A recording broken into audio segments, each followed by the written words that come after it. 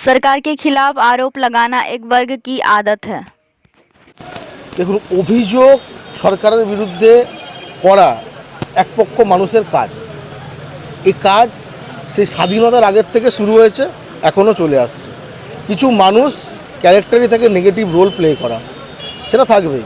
কিন্তু আজকে বলুন, আজকে যে জায়গাটা দাঁড়িয়ে রয়েছে আমরা, এই জায়গাটা কী অবস্থা ছিল, আজকে এই দখলদারি যে ব্যাপারটা ছিল, আমরা জানি কিছু মানুষের সমস্যা হয়েছে হয়তো, কিন্তু আমরা যেটা বললাম এখানে করার সময় আমরা বাজার কমিটির সাথে কথা বলেছিলাম ভেতরের বাজারে শিফট করে দেওয়ার জন্য। এক একজনের আমরা সার্ভে করে দেখেছি 4টে করে দোকান ভাড়া দিয়ে রয়েছে। সেটা ভালো না? আজকে মানুষ যেটা রোড হিসাবে ব্যবহার করে, যেমন 85 রোড পিডাব্লিউডির রোড, মানুষ তো এখান থেকে বাস যায়, টোটো যাচ্ছে, অটো যাচ্ছে, বাইক যাচ্ছে, বিভিন্ন কারণে বিভিন্ন রকম যানবাহন যাচ্ছে। প্রতিদিন অ্যাক্সিডেন্টের প্রবণতা বাড়ছিল। সেই জায়গায় দাঁড়িয়ে মানুষ হাঁটবে ফুটপাথ দিয়ে। ফুটপাথে যদি দখলে চলে যায়, তাহলে মানুষ হাঁটবে কোথা থেকে? রাস্তার উপর দিয়ে তো হাঁটতে পারবে না।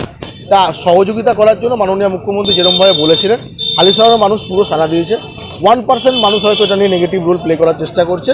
দেখুন, সরকারের কাজ তো সরকার করবে, আর যেরকম মাননীয় মুখ্যমন্ত্রী নির্দেশ দিয়েছিল সেই জায়গায় হালিশহর পৌরসভা সেই কাজটাই করেছে।